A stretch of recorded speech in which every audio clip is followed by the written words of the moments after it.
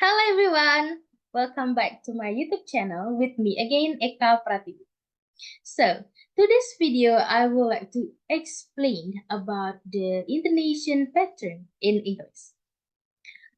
This course is one of English phonology course. So, without any further ado, let's move into the definition of intonation. Do you know what is intonation? Intonation is the combination of changes in pitch, stress, and rhythm in speech that work together to convey meaning. So we also can say that intonation describes how the voice falls and rises when we speak. So let's move to the next. In the English intonation, we have three main patterns, namely falling intonation, rising intonation, and polarized intonation. So, what is falling intonation? Falling intonation describes how the voice falls at the end of a sentence. And how about the rising intonation? Rising intonation describes how the voice rises at the end of a sentence. And polarized intonation describe how the voice falls and then rises when we speak.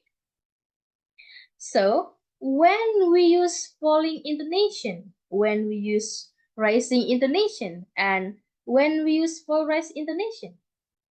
So, let me explain to you.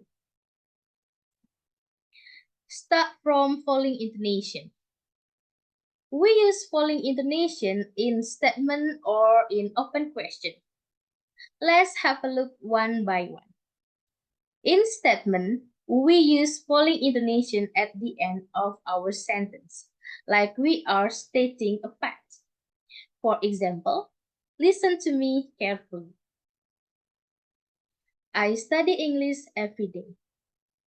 I study English every day.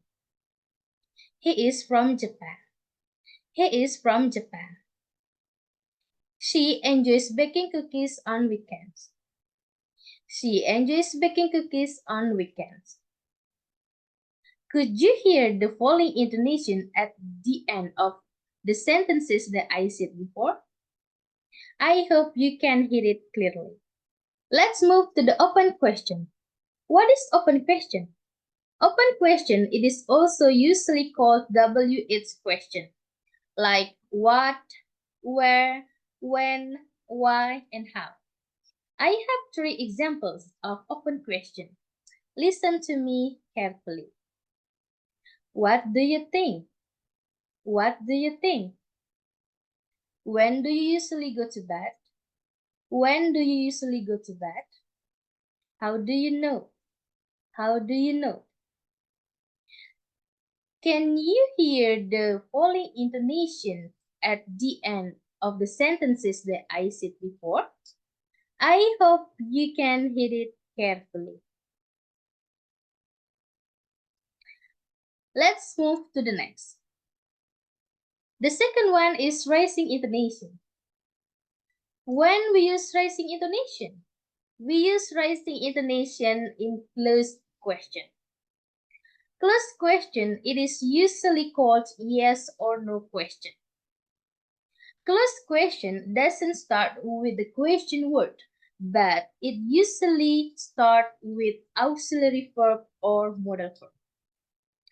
For examples, listen to me carefully. Did you enjoy the movie last night? Did you enjoy the movie last night? Is today your birthday? Is today your birthday? Can you swim? Can you swim? Can you hear the rising intonation at the end of the sentences that I said before? I hope you can hear it clearly. Let's move to the next. In the previous part, I already taught you what the intonation that we use in open question and closed question. But we have another form of question, namely tag question. What is tag question? Tag question is the question that we add at the end of the sentence that we want to say. For example, isn't it? Didn't I? Is that right? Do I? And many more. So, in the tag question, we can use both a falling intonation or rising intonation based on the context. So let's have a look one by one. Start from falling intonation. We use falling intonation in tag question when the speaker is certain and don't want an answer. Like you are in the conversation and you are certain and sure on what are you talking about. It means that you don't want an answer from the listener. For examples, in the context, imagine you and your friends uh, in the city park for a picnic, and you see the sun is shining brightly, the sky is clear, and the air is fresh. And you turn to your friends and say, "It's a beautiful day, isn't it?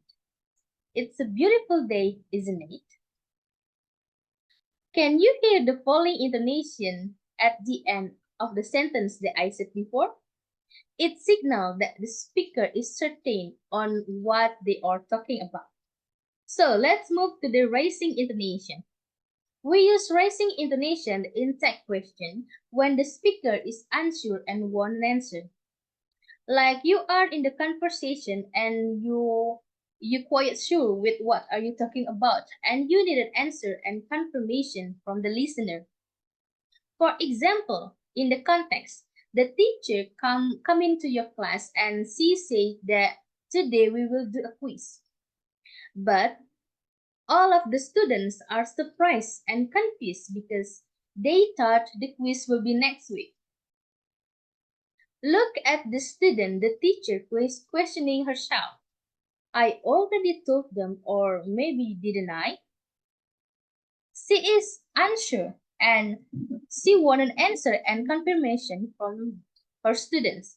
So she say, I told you that today we will do a quiz, didn't I?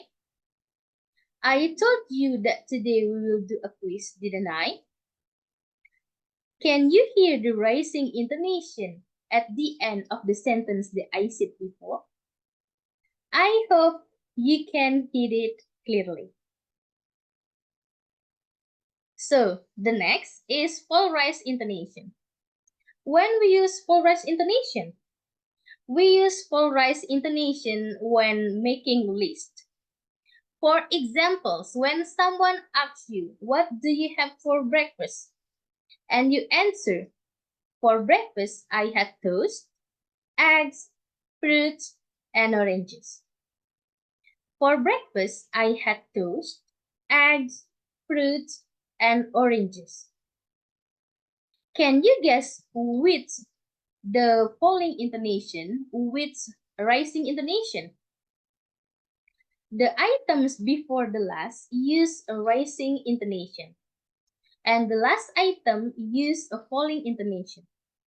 Why we use falling intonation for the last item? We use falling intonation for the last item to signal that we are already done with with our sentence. Like we are already told all the items in our list. And for these examples, you already told what you have for breakfast. So let me repeat once again. For breakfast, I had toast, eggs, fruit, and oranges. Do you get it? Let, let's move to the next. So this is the last part on my explanation. So we can conclude that in English intonation, there are three patterns, namely falling intonation, rising intonation, and polarized intonation. Falling intonation used in the statement and open question. Rising intonation used in closed question. But in tag question, we can use both of them. We use falling intonation when the speaker certain with what are they talking about. And we use rising intonation when the speaker unsure with what they are talking about. And then the last pattern, fall rise intonation, used when making lists. The item before last use rising intonation, and the last item use falling intonation to signal that we have done our sentence. Alright, that was my explanation about intonation pattern in English. I hope you got a new insight from this video. Thank you for watching and have a nice day.